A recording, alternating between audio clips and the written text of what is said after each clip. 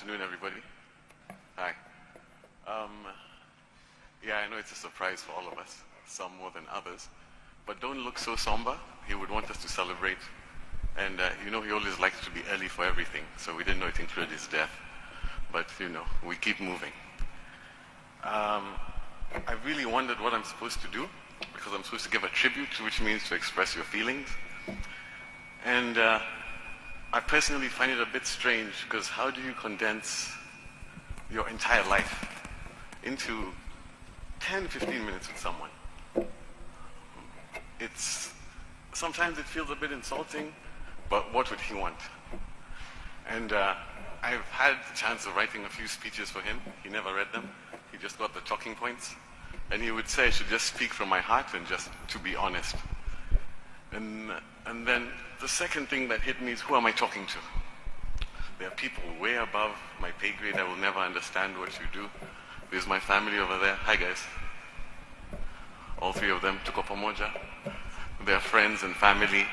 And then I realized one simple thing.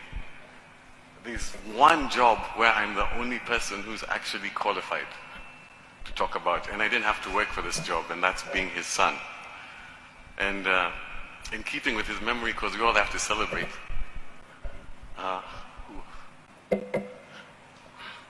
Don't worry, relax. I'll explain what it meant to be his son. A couple of things people don't realize. All through my life, if I ever needed my dad, don't worry. I'm okay. He would want me to do this alone. He was available. It didn't matter if he was a surgeon, if he was a cabinet secretary. And that's because he believed in family. And it was always the same. One phone call. If he can talk, he talks immediately. If he can't talk, immediately he finishes. He would come to me. And that's for 38 years of my life. And it's funny, I'm happy people touched upon it, because I used to get the usual questions of, how is it being raised by this Kali person, etc. I never saw that person. Same with my mom. That's why I really love this picture. This is all I saw. He just smiled, and to put it very simply, he always just kept it very simple. They kept telling me all the time, I don't know if they even realize this, all they said is just do what you're supposed to do when you're supposed to do it. It's that simple. And that's all he did. And it's great watching him over time. Everybody always talks about his successes. But I'm blessed because I got to see when he failed.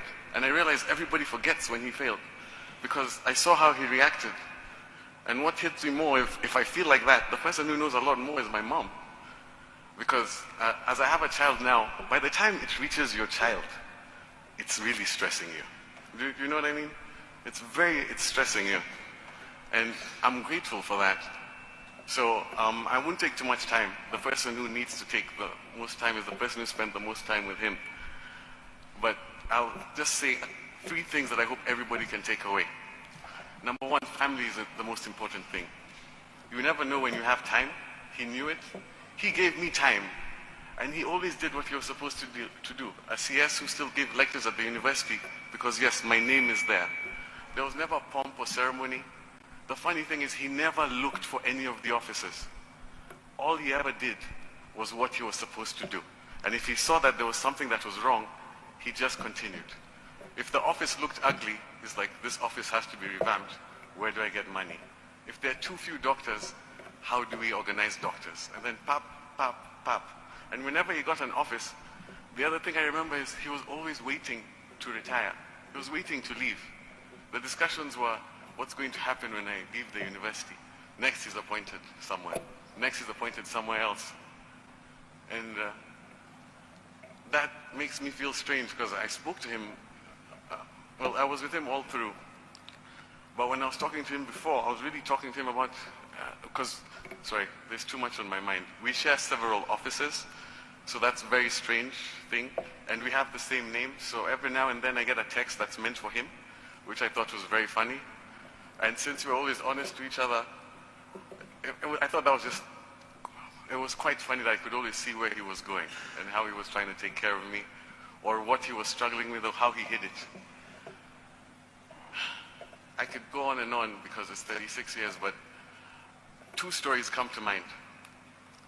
One was we were sitting with him in the house. I was struggling with something, and I came to him, and he reminded me a story which I completely forgot. I was just in high school. I was in boarding, and you know how children now, you compare yourself to other children. So I had clothes, but I didn't have the cool clothes that all the other children were wearing, and they had many of them. And I remember telling him, Dad, can I get more of this? Then he just smiled. He's like, just go up to your room, put the clothes that you have. Then he gave me some time. Then when I went there, we're talking about tracksuits, because that was the cool thing at the time. I had 2 of them and 2 pairs of shoes. I was like, everybody had like 5. So he's like, do your friends have these? I'm like, no. Do your friends have these shoes? He's like, no. But it's like, but they have many. Cindy? I'm like, yes. So he started laughing, and that's actually what I miss, his laugh. And it was really heavy. Then I was wondering, why are you laughing?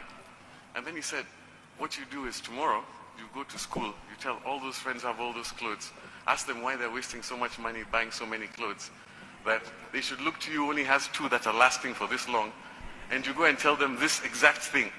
I'm sorry that you have to do so much for other people, but look at me, I'm the standard. So if you have these, then you're okay.